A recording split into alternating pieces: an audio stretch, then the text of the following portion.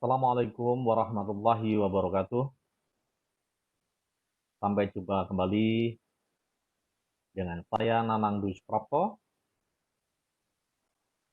Semoga kita semuanya diberikan oleh Tuhan Yang Maha Kuasa kesehatan, kebahagiaan, dan keselamatan dunia akhirat. Amin. Ya Rabbal Alamin.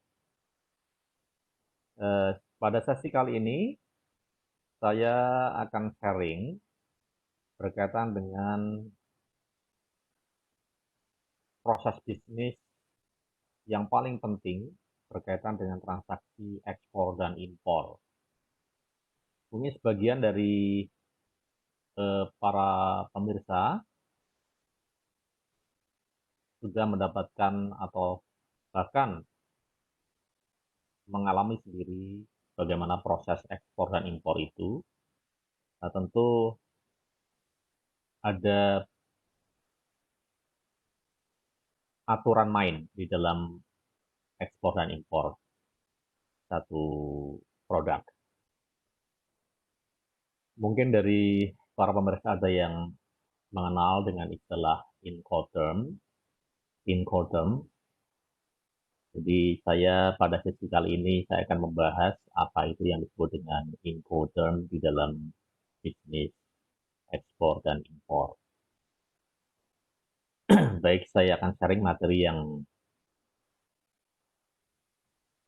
berkaitan dengan perial ini.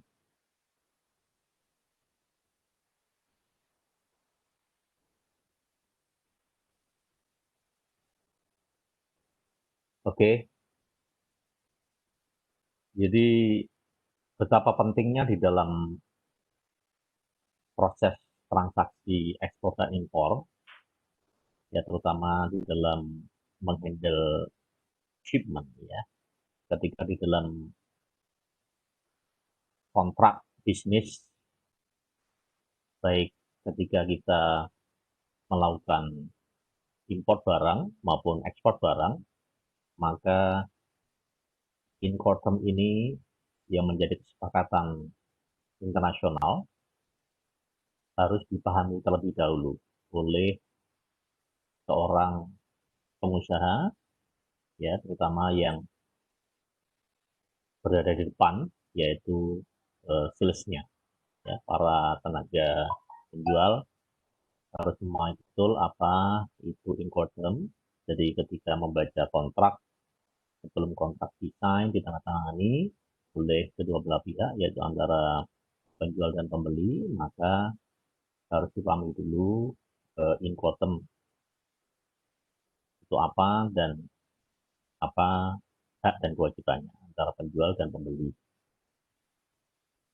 Para pemirsa bisa melihat gambar di sini, itu sebagai salah satu contoh bahwa satu kejadian berupa accident, kecelakaan, jadi sebuah kapal yang dimana kapalnya tenggelam, ya, ketika berada di Buritan atau di sisi dermaga. Jarang sekali kejadian ini terjadi, tetapi potensi atau kemungkinan probability kejadian ini terjadi mestinya tetap ada. Karena kita tidak tahu apakah nanti seperti kasus ini kejadiannya karena human error atau yang lain. Ya. Ini sebagai contoh real ketika kita lihat begitu banyak kontainer yang isinya barang-barang yang akan diimport, ya, akan diurus bagaimana masuk ke daerah pabean untuk pengurusan import duty atau biaya masuk, custom clearance, dan handling fee, dan seterusnya. Nah, ternyata di dalam gambar ini memperlihatkan, jadi sebelum barang itu di unloading dari kapal, ternyata kapalnya tenggelam oleh satu jalan sebab. Lalu kemudian ketika kapal seperti ini terjadi dan tentu membuat panik kedua belah pihak dalam ini penjual dan pembeli. Kemudian yang menjadi persoalan adalah siapa yang bertanggung jawab, apakah penjual dan pembeli atau pembeli yang bertanggung jawab. Ya. Oleh karena itu ini begitu sangat penting, apalagi ketika kita melakukan satu transaksi satu produk di mana produk itu nilainya miliaran, gitu ya, ratusan miliar, bahkan triliunan. Nah, ini sungguh sangat mengkhawatirkan kalau kita sendiri sebagai tenaga yang paling depan, misalnya sebagai eh, penandatangan kontrak, gitu kan, sales dan penandatangan kontrak tidak memahami hak dan kewajiban pada batas kewajiban dan pada batas hak sebagai penjual dan pembeli. Baik, Incoterm ini adalah kesepakatan internasional dengan beberapa kondisi, dan ini terus diupdate beberapa kali. Ya. Baik, saya next di berikutnya. Ini sebagai referensi Incoterm tahun 2002, ya, 2002, dan ini diupdate lagi menjadi Incoterm 2010, kemudian terupdate lagi menjadi Incoterm 2012, ya. Nah, tentu update ini berdasarkan kesepakatan internasional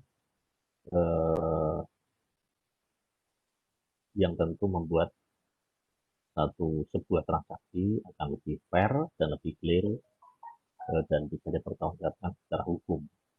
Ya. Mungkin saya tidak membahas berkaitan dengan Incoterm yang sebelumnya, yaitu yang tahun 2002 maupun 2010, tentu akan menyita banyak waktu. Jadi saya melompat aja kepada materi yang terkini, yaitu Incoterm tahun 2012. Ya. Para pemirsa bisa melihat di sini bahwa di dalam tabel ini mencerminkan, ya, mencerminkan hak dan kewajiban antara penjual dan pembeli, ya. Antara penjual dan pembeli.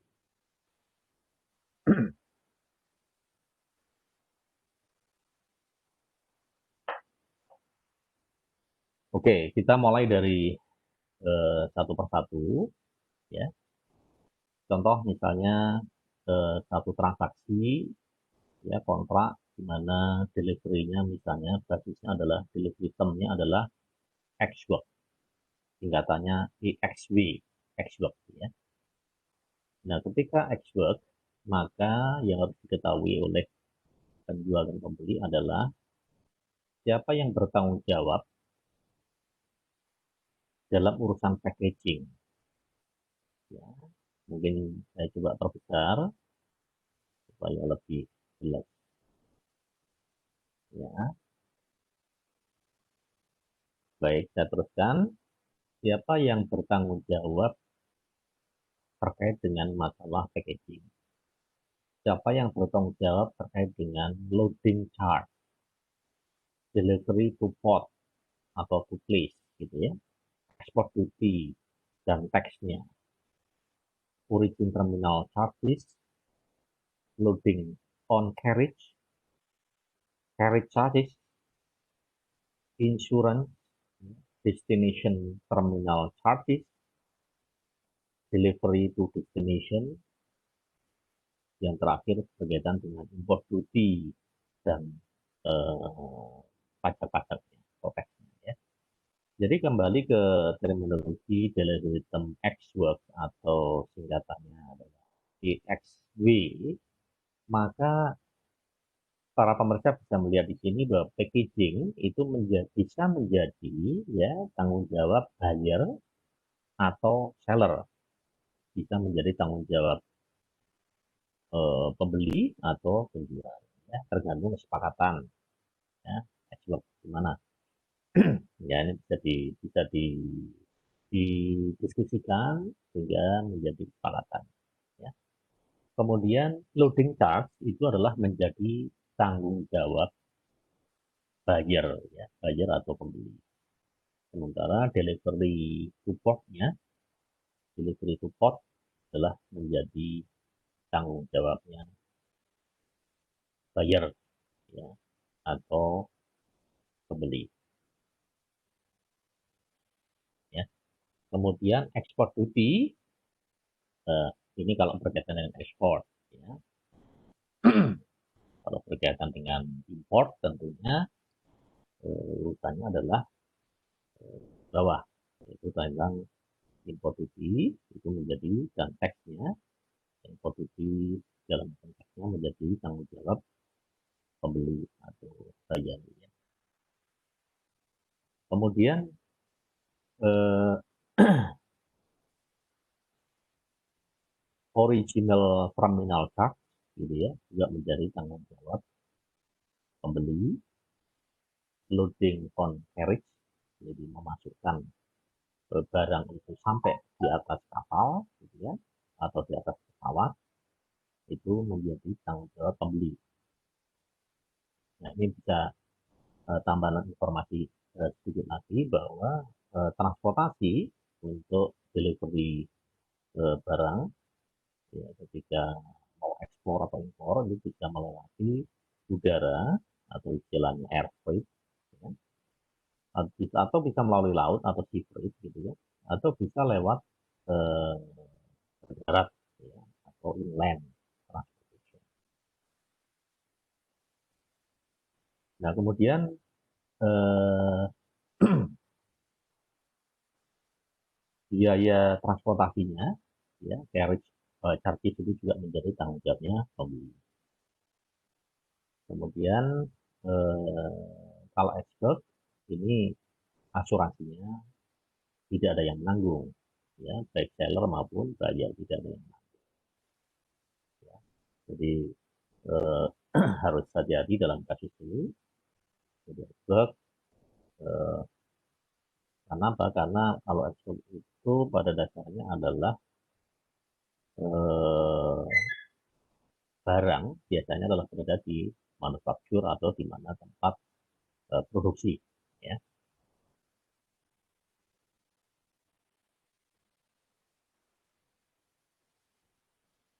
Lalu destination terminal charge-nya juga menjadi tanggung jawab.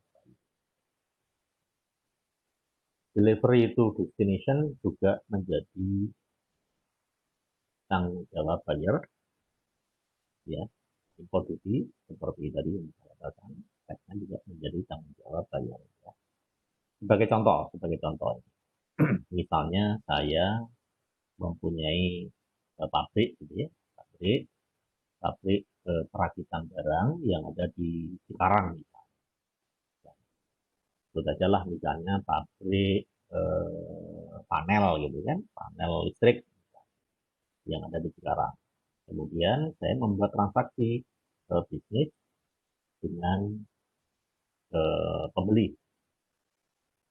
Saya sebagai penjual menginginkan supaya barang panel listrik ini diambil sendiri oleh pembeli kita, ya. Nah, diambil di mana lokasinya? Diambil dari lokasi tempat pabrik kita yang ada di Cikarang. Ya. Nah, maka saya ya menawarkan kepada pembeli itu dengan delivery term ex-work warehouse pabrik kami yang ada di Cikarang. Ya. Maka hak dan kewajibannya tadi seperti saya katakan bahwa apa namanya eh, packaging misalnya, nah, bisa misalnya packaging untuk apa namanya mempackage apa namanya ini panel listrik bisa dilakukan oleh penjual atau bisa juga dilakukan oleh pembeli, ya, tentu dengan kesepakatan. Tapi biasanya pada umumnya beberapa packaging ini akan disuplai oleh akan dilakukan oleh penjual. Ya.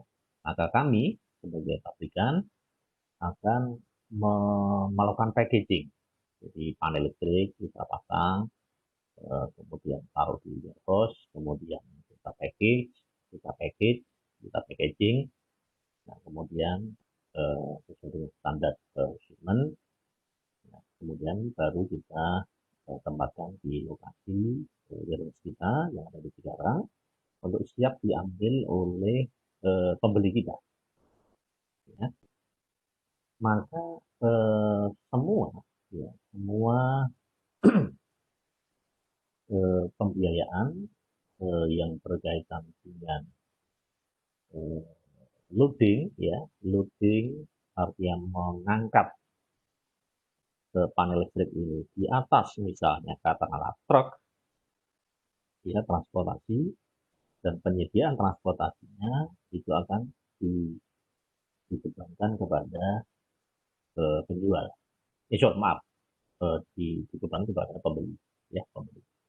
Sehingga loading barang bisa naik. Tetapi biasanya pabrikan dalam ini kami yang ada di pabrikan, pabrik yang ada di Cikarang berusaha membantu dengan mengangkat barang atau panel listrik itu di atas truk yang disediakan atau yang di-arrange oleh pihak pembeli. Ya, taruhlah kemudian panel ditaruh di atas truk. Kemudian transportasi hingga sampai ke lokasi pembeli, maka itu menjadi tanggung jawabnya pembeli. Ya, kira-kira begitu.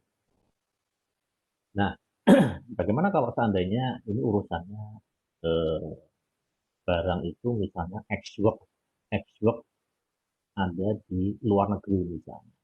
Misalnya saya bertransaksi dengan satu perusahaan yang ada di misalnya Korea Selatan misalnya. Ya. Misalnya saya membeli satu produk dari Korea Selatan, tetapi pabrik penjual yang ada di Korea Selatan dia menawarkan kepada saya bahwa delivery system-nya adalah menggunakan delivery system ex-work, sebut saja misalnya Seoul, misalnya Seaport, ya, Seaport. Maka sama halnya seperti tadi case-nya. Jadi saya sebagai pembeli yang akan melakukan import, ya, jadi kami sebagai pembeli akan tadi bernegosiasi dengan pihak penjual apakah packaging disediakan atau di-provide oleh penjual atau dari kami. Nah, biasanya untuk lebih amannya, ya, biasanya penjual pembeli akan meminta kepada penjual untuk melakukan packaging terhadap produk yang akan kita beli. Tentu standar-standar packagingnya disesuaikan dengan standar yang dikehendaki oleh kita, misalnya harus menggunakan seaworthy packing dan seterusnya, ya, standar-standar internasional. Kemudian loading charge tadi, loading charge-nya itu juga menjadi tanggung jawab kami sebagai pembeli. Ya. Delivery dari Seoul sampai ke Jakarta misalnya itu juga menjadi tanggung jawab pembeli. Ya. Kemudian tentu berkaitan dengan biaya transportasi, carriage charge juga menjadi tanggung jawab pembeli, loading on carriage juga menjadi tanggung jawab pembeli. Ya. Kemudian tidak kalah pentingnya adalah import duty. Jadi import duty, kemudian pajak-pajak yang terkait, ya, NPM dan seterusnya, itu juga menjadi tanggung jawab pembeli. Ya. Nah, Oke, ini berkaitan dengan delivery term export ya. Bagaimana dengan free carrier? Free carrier. Nah, kalau free carrier agak berbeda. Jadi case-nya ketika kita bicara packaging itu menjadi tanggung jawabnya seller atau penjual. Ya. Loading charge menjadi tanggung jawab penjual atau seller. Delivery support itu juga menjadi tanggung jawabnya seller atau penjual. Kemudian ekspor duty ini kalau berkaitan dengan ekspor ya ini menjadi tanggung jawabnya penjual ya. Sementara original terminal charge ini menjadi tanggung jawabnya buyer ya. Loading charge menjadi tanggung jawab buyer, carriage charge menjadi tanggung jawab buyer, tidak ada insurance, destination terminal charge menjadi tanggung jawab buyer, delivery to destination menjadi tanggung jawab buyer. Nah, ketika bertransaksi untuk import, maka import duty dan segala teksnya menjadi tanggung jawab buyer atau pembeli. Kemudian ada teknologi yang lain yaitu free alongside ship. Ya. Nah, perbedaannya adalah bedanya dengan free carry adalah hanya di original terminal charge-nya. Ya. Kalau di free carrier itu menjadi tanggung jawab buyer, dengan free alongside ship itu original terminal charge-nya menjadi tanggung jawab seller. Selanjutnya bagaimana dengan free on board atau FOB? Ya, FOB. FOB ini seringkali di dalam transaksi bisnis internasional free on board. Ya. Nah, perbedaannya dengan free along ship itu adalah di loading on carriage-nya. Jadi loading on carriage, jadi menaikkan produk itu di atas kapal, ya, atau di atas kapal laut atau di atas kapal terbang. Itu menjadi tanggung jawabnya seller, ya, atau penjual. Jadi misalnya nih, misalnya saya membeli saya membeli barang gitu ya dari Singapura. Nah, sementara penjual dari Singapura menawarkan FOB Singapura misalnya, FOB apa namanya itu airport yang ada di Singapura, FOB airport Singapura. Maka dalam macam tanggung jawabnya mulai dari packaging, loading charge, delivery supportnya, jadi mulai dari tempat hasilnya dia ke airport yang ada di apa namanya itu Changi gitu, kalau dia pakai udara itu menjadi tanggung jawabnya penjual. Kemudian ekspor itu juga menjadi tanggung jawab penjual, efeknya original terminal charge-nya juga menjadi tanggung jawab penjual. Kemudian loading menaikkan barang itu sampai ke kapal laut atau kapal udara itu juga menjadi tanggung jawabnya penjual. Selebihnya itu menjadi tanggung jawabnya pembeli. Jadi ketika di Singapura sudah jadi tanggung jawabnya lepas. Jadi transfer of title-nya itu sejak barang naik di atas kapal laut atau barang naik di atas kapal terbang. Habis itu penjual lepas tanggung jawab, kemudian semuanya selebihnya menjadi tanggung jawab pembeli. Ya. Kira-kira jelas ya. Kemudian ada lagi yang istilahnya cost and freight. Cost and freight. Ini hampir sama dengan FOB, tetapi berbeda di sisi carriage charge. Carriage charge itu menjadi tanggung jawab seller atau penjual. Ya. Nah, selain itu, ini ada yang common juga yang biasa dilakukan dalam sebuah transaksi bisnis, cost insurance and freight atau CIF, misalnya. CIF. Itu perbedaannya dengan FOB atau perbedaannya dengan cost and freight adalah bahwa kalau CIF itu ada insurannya di cover oleh ya.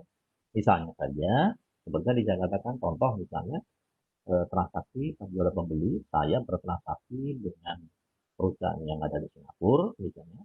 Kemudian perusahaan Singapura menawarkan dengan term yaitu CIF Singapura, ya, Cost Insurance Benefit Singapura. Maka semua hal yang berkaitan dengan packaging, loading charge, delivery support, mulai dari pabriknya dia Singapura sampai ke Tangi, misalnya kalau ini saudara, kemudian ekspedisi, tax, original terminal charge, kemudian loading on carriage-nya, jadi menaruh barang sampai di kapal laut atau sampai ke kapal terbang, itu menjadi tanggung jawabnya penjual atau seller, termasuk juga insurance. Ya, ini biasanya lebih aman, jadi menghindari hal-hal yang tidak diinginkan. Misalnya dalam perjalanan katakanlah dari Tangi misalnya pesawat udara gitu kan menuju ke bandara Soekarno-Hatta di Jakarta misalnya. Kita tidak tahu apa yang terjadi selama dalam perjalanan, ya, selama perjalanan. Ya. Ini kita tetapi dalam kasus ini adalah insurance. Ya, insurance ini adalah insurance bukan dari Canggih menuju Jakarta, ya, tetapi inilah insurance ini adalah dari pabrik menuju ke lokasi dalam hal ini adalah bandara, ya, bisa bandara udara maupun dermaga yang laut itu, pelabuhan udara atau pelabuhan. Jadi ada asuransinya yang mengcover itu. Nah, setelah itu baru selebihnya menjadi tanggung jawab pembeli. Oleh karena itu, biasanya di dalam transaksi ketika kita melakukan importation dari Singapura menuju Jakarta misalnya, ya, itu harus dibuat satu term lagi. Nah, kita deal dengan namanya forwarding company kita untuk memberikan apa namanya penawaran dengan beberapa properti, ya, termasuk asuransi dan segala macam. Ini berkaitan dengan cost insurance and storage. Nah, selanjutnya adalah carriage paid to. Carriage paid to. Ya, ini hampir sama dengan cost insurance and trade, hanya saja dia tidak ada insurance, tetapi destination terminal charge, ya, jadi biaya-biaya terminal, ya, terminal yang dituju, terminal yang menjadi tujuan itu biayanya ditanggung oleh seller, ya, atau penjual. Nah, beda halnya dengan carriage insurance P2.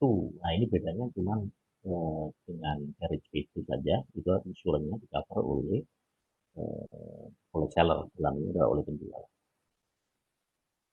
Nah, selanjutnya delivered at terminal. Nah, delivered at terminal. Delivered terminal itu sebenarnya hampir sama, bukan hampir sama, sama sebenarnya dengan carriage P2. Ya, sama dengan carriage P2, ya, tidak ada beda. Nah, sementara delivered at place, ya, delivered at place, delivered at place, ya. Maka bedanya dengan delivered at terminal adalah hanya penambahan delivery to destination. Kalau delivered at terminal itu hanya sampai di pelabuhan saja, bisa pelabuhan udara atau pelabuhan laut, belum sampai keluar dari pelabuhan. Ya, tapi kalau delivery at place itu sudah keluar pelabuhan, baik keluar di pelabuhan udara maupun pelabuhan ke laut, ya.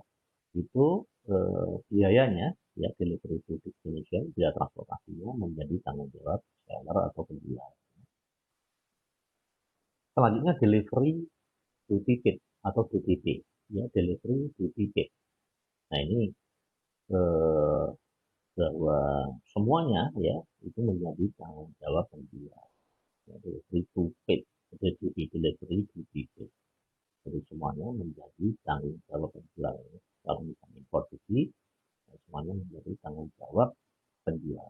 Misalnya saya beli produk dari Malaysia misalnya, company dari Malaysia, sementara saya minta penawaran harga dari perusahaan Malaysia itu dengan termnya adalah BBT, misalnya BBT Kerawang, misalnya BBT Kerawang, misalnya itu, maka semua biaya yang terkait, ya, itu menjadi tanggung jawab dalam hal ini adalah perusahaan Malaysia tersebut sebagai penjual. Jadi terima beres, pokoknya tidak tahu barang nyampe di Kerawang, bos, perusahaan perusahaan saya, gitu ya, dan semua biaya saya tidak mau nanggung dan saya tidak mau tahu.